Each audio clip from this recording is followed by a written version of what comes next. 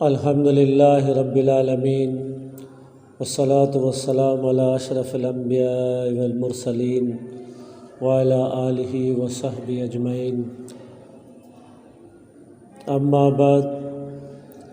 عن ابی ہریرہ قال قال رسول اللہ صلی اللہ علیہ وسلم واللہ انی لاستغفر اللہ واتوب الیہ فی الیوم اکثر من 70 مرہ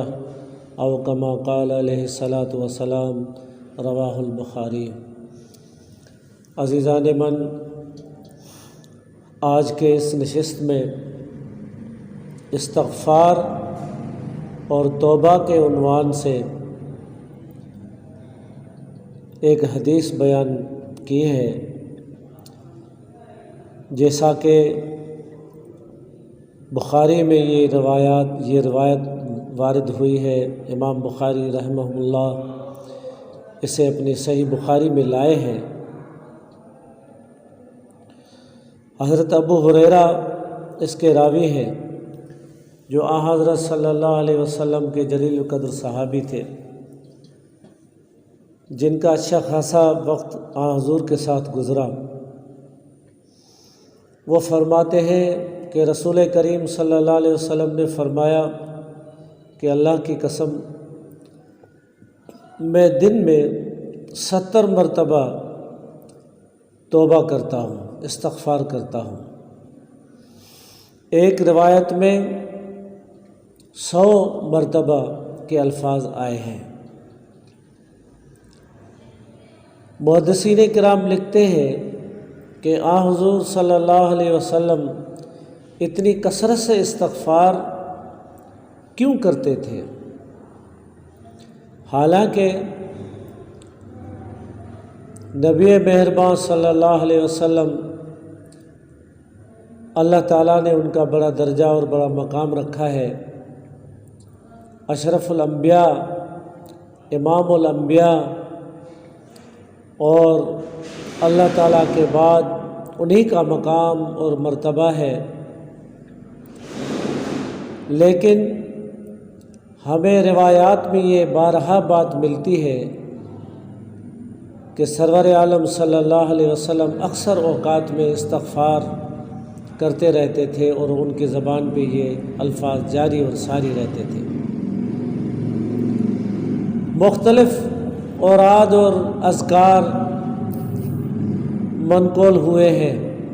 جو حضور اپنی زبان پہ جاری رکھتے تھے۔ ان سب کا مقصد یہی ہے کہ حضور عبودیت میں، درجہ بندگی میں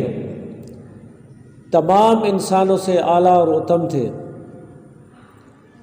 جس طرح اللہ تبارک و تعالیٰ نے ان کا مقام اور مرتبہ تمام مخلوقات سے بلند رکھا ہے، اسی طرح نبی مہربان صلی اللہ علیہ وسلم یہ چاہتے تھے کہ عبودیت اور بندگی میں بھی ان سے بڑھ کر کوئی نہ ہو، اس لیے اٹھتے بیٹھتے ان کے زبان پہ استغفار کے الفاظ جاری اور ساری رہتے تھے۔ معلوم ہونا چاہیے کہ بسا اوقات استغفار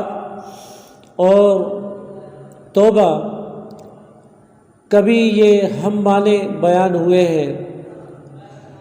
کبھی توبہ کی جگہ پہ استغفار استعمال ہوتا ہے، اور کبھی استغفار کی جگہ پہ الفاظ توبہ استعمال ہوتے ہیں۔ یہ ہم معنی الفاظ ہیں، اکثر اوقات اکٹھے بھی آتے ہیں۔ توبوا الی اللہ واستغفروہ، تو یہاں پہ حضور صلی اللہ علیہ وسلم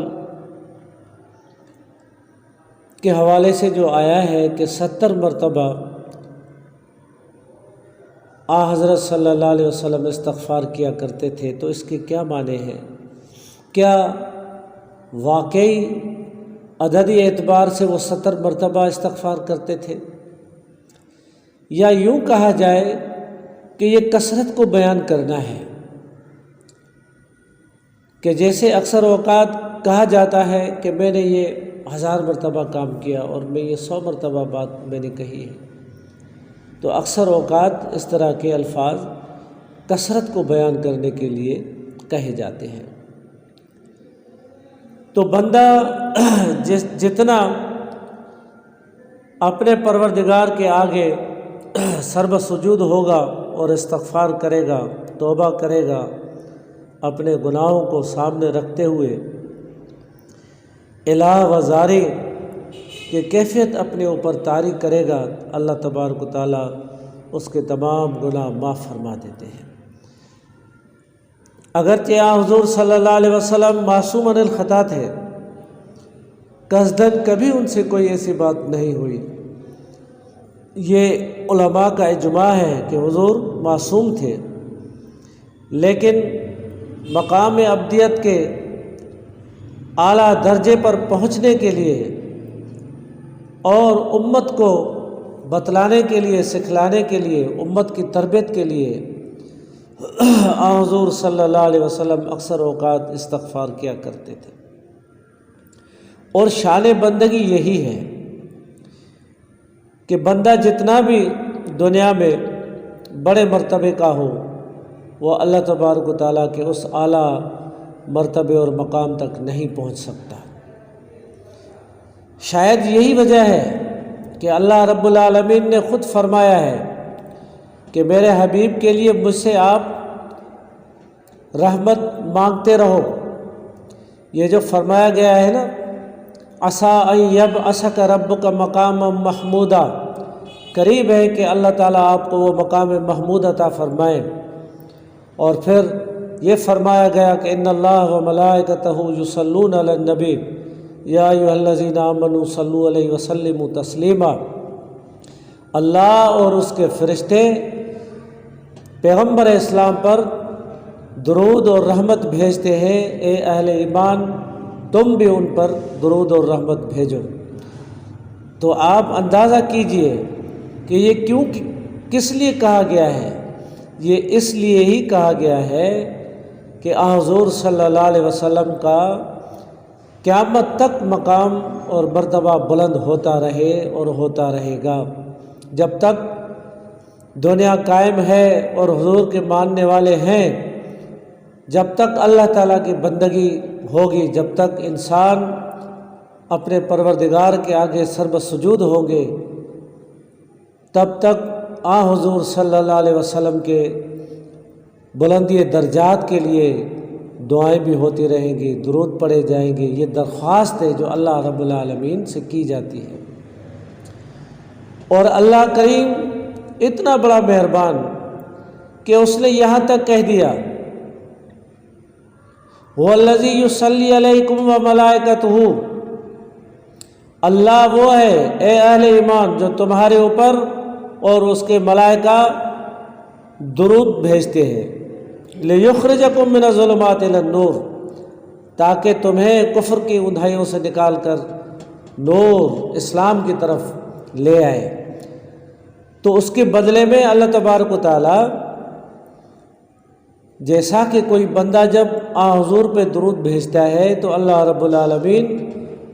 10 مرتبہ اس پہ اپنی رحمت نازل فرماتے ہیں۔ نبی صلی اللہ علیہ وسلم نے بھی فرمایا کہ مجھ پر اگر کوئی 1 مرتبہ درود بھیجتا ہے تو اللہ اپنی طرف سے 10 مرتبہ اس کے اوپر رحمتیں بھیجتے ہیں۔ اور قرآن اس کی یہ تصدیق کر رہا ہے وَالَّذِي يُصَلِّي عَلَيْكُمْ وَمَلَائِكَتُهُ، اللہ وہ ہے جو تمہارے اوپر درود بھیجتے ہیں اور اس کے ملائکہ، لِيُخْرِجَكُمْ، اور اس کا سبب بھی بتایا تاکہ تمہیں نکالے مِنَ الظُّلُمَاتِ إِلَى النُّورِ، کفر کی اندھیروں سے اور اسلام کی روشن شاہراہ کی طرف، جس طرح اور جگہ فرمایا گیا اللہ ولی الذین آمنوا یخرجهم من الظلمات الی النور، کہ اللہ اہل ایمان کے ولی ہیں، انہیں ظلمات سے، کفر سے، اندھیرے سے نکال کر نور یعنی اسلام کی طرف، اپنے رحمت والے دین کی طرف وہ لاتا ہے۔ تو استغفار اور توبہ، بندہ جب اللہ کے حضور استغفار اور توبہ کرتا ہے تو اللہ تبارک و تعالیٰ اس کے سارے گناہ معاف فرما دیتے ہیں۔ نبی مہربان صلی اللہ علیہ وسلم نے فرمایا التائب من الذنوب کمن لا ذنب لہ، اپنے گناہوں سے توبہ کرنے والا ایسا ہے جیسے اس نے گناہ کیے ہی نہیں تھے۔ تو بھائی یہ رمضان کے جو اوقات کار ہیں، جتنے مقدس اور پاکیزہ لمحات ہیں، ان میں ہمیں اپنے پروردگار کو راضی کرنا چاہیے، اپنے گناہوں کی معافی مانگنی چاہیے، اسے قریب کرنا چاہیے، اس کے قریب جانا چاہیے۔ وہ جو کبھی دور نہیں جانا چاہتا، جو قریب ہی قریب ہے، وَهُوَ مَعَكُمْ أَيْنَمَا كُنْتُمْ، تم جہاں کہیں ہو وہ تمہارے ساتھ ہے۔ ہم اس سے دور بھاگتے ہیں گناہ کی وجہ سے، نافرمانی کی وجہ سے، عصیان کی وجہ سے۔ تو ان اوقات میں اور ان لمحات میں، اس ماہ مقدس میں، اگر ہم نے اپنے پروردگار عالم کو راضی کر لیا اور اسے منا لیا، اس کے آگے اپنے گناہوں کا اعتراف کر لیا اور پھر سے گناہ نہ کرنے کا وعدہ کر لیا، تو اس میں کوئی شک نہیں اللہ رب العالمین اپنے بندے کو مایوس بھیجے، کبھی نہیں، وہ کبھی مایوس نہیں بھیجتے۔ نبی کریم صلی اللہ علیہ وسلم نے فرمایا کہ میرا پروردگار یہ فرماتا ہے کہ میرا بندہ جب میرے آگے ہاتھ پھیلاتا ہے تو مجھے شرم آتی ہے کہ میں اسے خالی لوٹاؤں۔ اتنا بڑا کریم اللہ رب العالمین۔ لیکن یہ بات سمجھنے کی ہے اور یاد رکھنے کی ہے، توبہ استغفار کے معنی یہ نہیں ہے کہ بندہ زبان سے چند رٹے رٹائے جملے ان کو وہ ریپیٹ کرتا رہے، استغفر اللہ ربی استغفر اللہ ربی من کل ذنب واتوب الیہ، دل سے بھی اس کو مانے اور دل سے بھی اقرار کرے کہ ہاں واقعی مجھ سے خطائیں ہوئی ہیں، جانتے بوجھتے، ارادتاً غیر ارادتاً جتنے بھی مجھ سے گناہ ہوئے ہیں، پہلے وہ اقرار کرے، تسلیم کرے دل سے، اور پھر ان گناہوں پہ مصر نہ رہے، اصرار نہ کرے، ان سے بھاگتا رہے، یہاں تک کہ کوشش کرے کہ جو گناہ اس سے سرزد ہو چکے ہیں ان کی لذت کا احساس تک بھی کبھی اس کے دل و دماغ میں نہ آنے پائے۔ اپنے دل کو، اپنے دماغ کو، اپنے ذہن کو اس گناہ کی جو لذت ہے، ان تمام آلائشوں سے اپنے دل و دماغ کو بندہ پاک کرے، صاف کرے، ما سوا اللہ کے اور کوئی اس کے دل اور دماغ میں اور کوئی چیز سمائی ہوئی نہ ہو۔ اس طرح سے جب وہ استغفار کرتا ہے بندہ تو اللہ بڑا کریم ہے، اللہ رب العالمین کبھی اپنے بندے کو مایوس نہیں کرتے۔ حضرت علی کرم اللہ وجہ فرماتے ہیں کہ دو چیزیں تھیں جو پناہ دینے والی تھی، بچانے والی تھی، ایک تو اٹھ گئی، ایک باقی ہے۔ پھر فرمایا وما کان اللہ لیعذبہم وانت فیہم وما کان اللہ معذبہم وہم یستغفرون، کہ حضور جب تک آپ ان میں ہیں اللہ ایسا نہیں ہے کہ انہیں عذاب میں مبتلا کرے، اور اللہ انہیں کیوں عذاب میں مبتلا کرے گا جب تک کہ وہ استغفار کرتے رہیں گے۔ یہ دلیل کے طور پہ پیش کیا کرتے تھے۔ تو اللہ کے رسول جو دین لائے تھے، انہوں نے وہ دین حق پہنچایا اور گواہی لی حجۃ الوداع کے موقع پہ، جو مقام اللہ رب العالمین نے عطا کیا ان کو، شہادت لی۔ وہاں جو انسان تھے اور ان کو کہا کہ جو حاضرین ہیں غائبین تک جائیں اور دین پہنچائیں اور شہادت دیں کہ میں نے اللہ کا دین آپ لوگوں تک پہنچا دیا۔ تو آپ اپنا کام پورا کر کے چلے گئے۔ اب دوسری چیز ہمیں پناہ دینے والی، بچانے والی اللہ رب العالمین سے وہ استغفار ہے، اور وہ یہ آیت کا وہ حصہ ہے وما کان اللہ معذبہم وہم یستغفرون، اللہ کیوں انہیں عذاب میں مبتلا کرے گا جب کہ یہ استغفار کرتے رہیں گے۔ تو استغفار وہ ذریعہ ہے اللہ کے عذاب سے بچنے کا، اللہ کو راضی کرنے کا یہی ایک ذریعہ ہے کہ بندہ اٹھتے بیٹھتے اپنے ذہن پہ یہ بات رکھے کہ میں اپنے پروردگار کا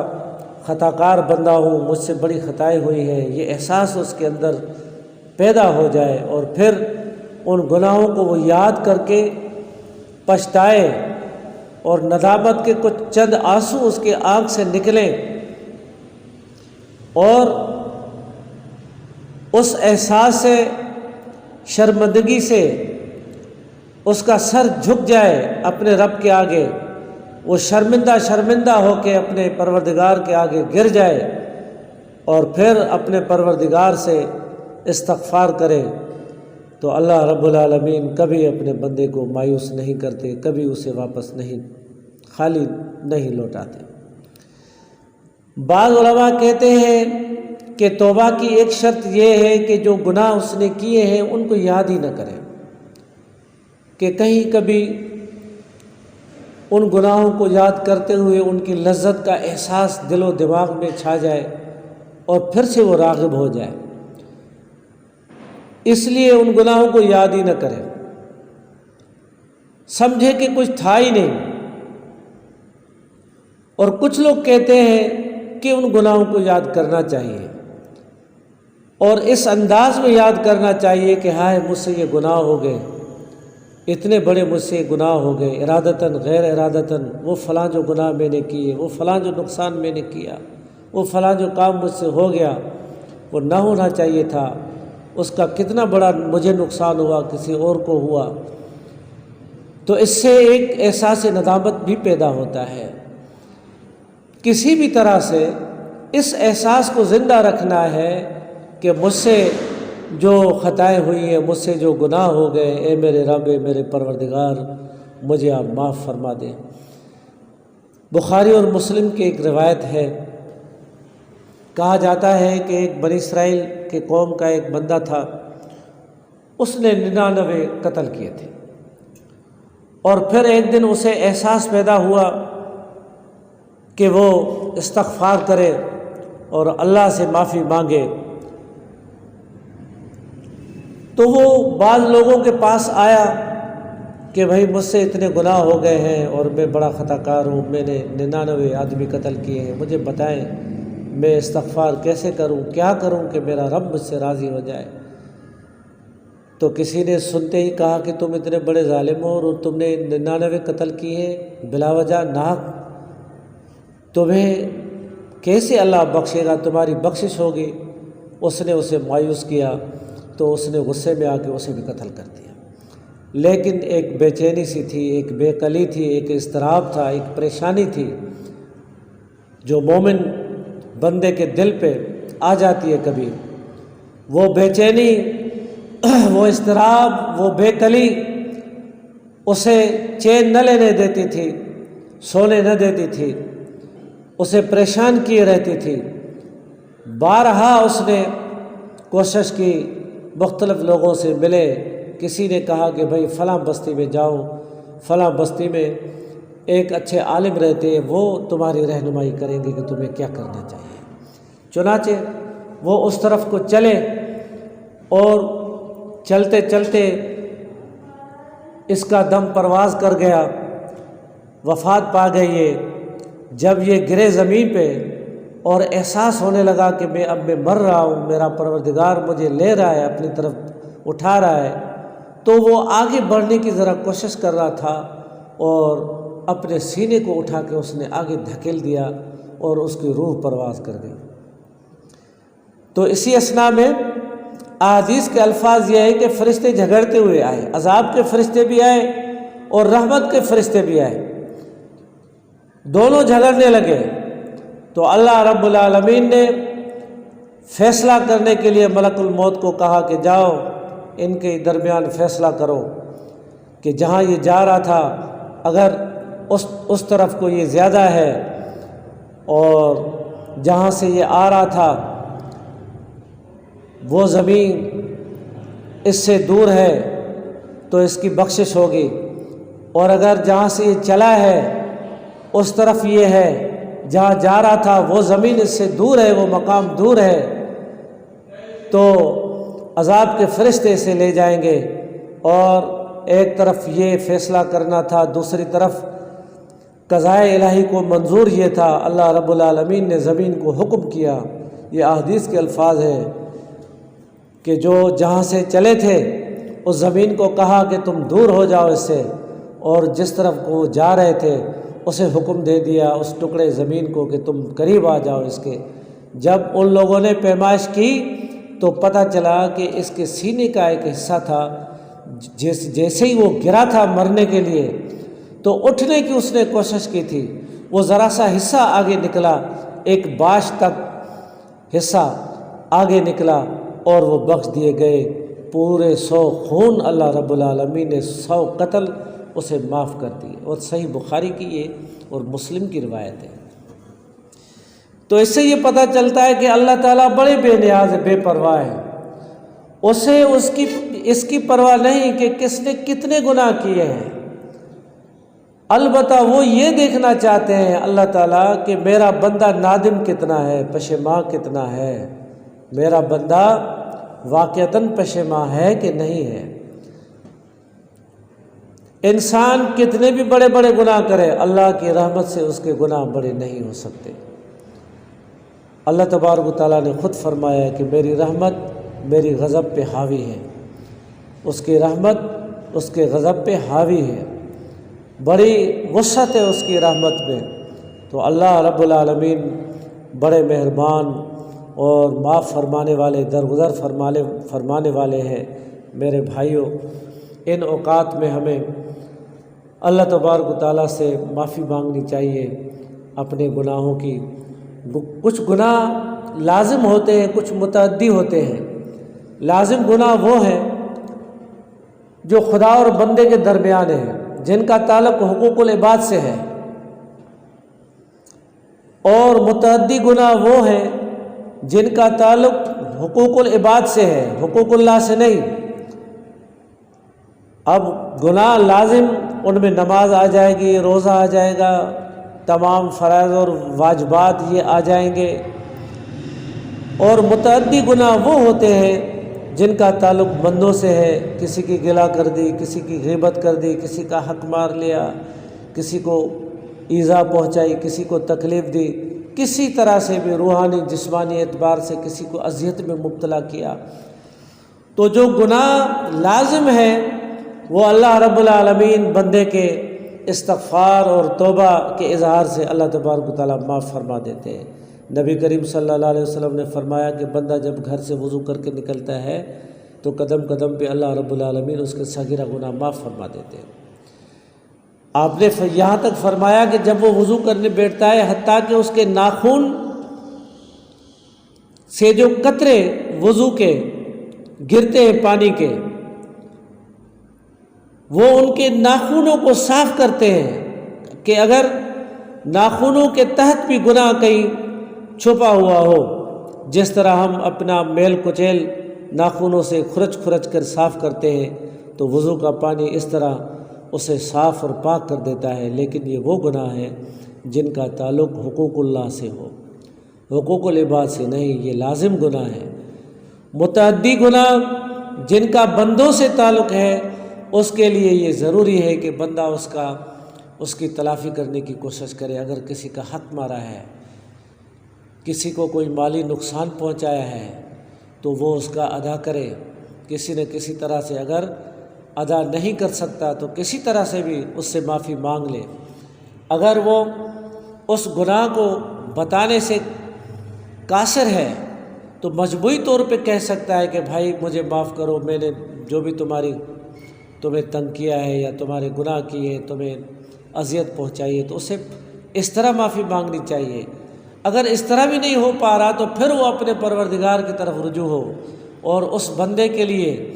جس کے لیے یہ سمجھتا ہے کہ میں نے اسے اذیت پہنچائی ہے، میری وجہ سے یہ کبھی کسی نقصان میں پڑا تھا، میری وجہ سے اسے یہ تکلیف پہنچی تھی، میری وجہ سے اس کی عزت میں کمی آئی تھی، اس کی آبرو میں کمی آئی تھی، تو پھر مختلف اوقات میں اس کی تعریف کیا کرے، اس کے متعلق اچھے کلمات کہا کرے، اس کے لیے بھی استغفار کرے، اپنے لیے بھی استغفار کرے،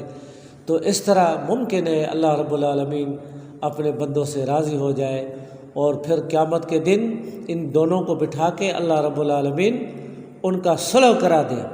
اور اس کی ایک شکل احادیث میں یہ بیان کی گئی ہے کہ اللہ رب العالمین فرمائیں گے کہ میرے بندے،